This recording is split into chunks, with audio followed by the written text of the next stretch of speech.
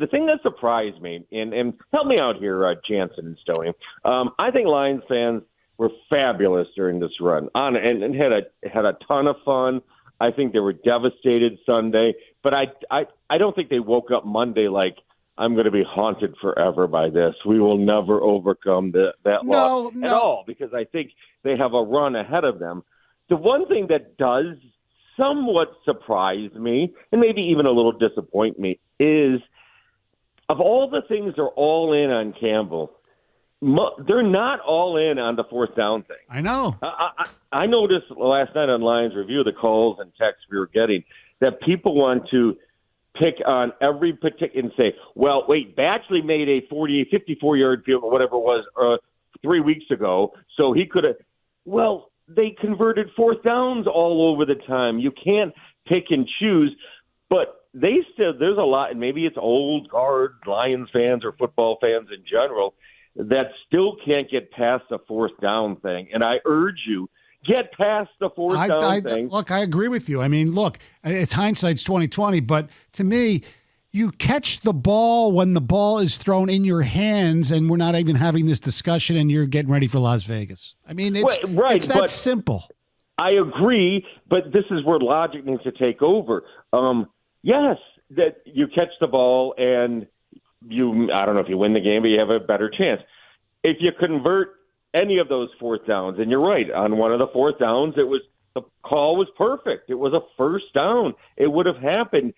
You can't, to me, and again, 99.9% approval rating for Dan Campbell. The fourth downs, people need to look at the analytics, I think, a little bit more. But I will say this, going forward, as they add more defensive pieces and he trusts his defense a little bit more, and maybe trusts his kicker a little bit more, he might dial it down a little bit, but he's not going to go against what, generally speaking, the analytics say to go for it, but he might dial it back a little bit. I'm not even sure it was analytics. I just think he watched his team play, and he knows on those situations they succeed a lot. That's probably why he went with it. 4th and 2 or 4th and 3 team in plus territory. Fantastic. Those are analytics, though, how often they convert it. Yeah, so just like in Field of Dreams, the voice says, ease his pain. Has your pain or has our pain been eased a little bit with the news that Ben Jansen, as of now, will be back? Whoa. Why'd you add as of now?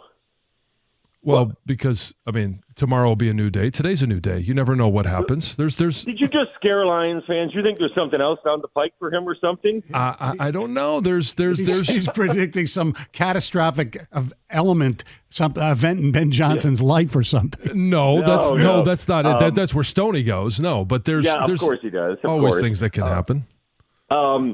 Yes, I think it eased some of the pain based on the reaction and people. Again, people stunned, and maybe, we shouldn't be stunned because everybody talks about how great the culture is, how much he enjoys it, working with Goff, working with Campbell, unfinished business.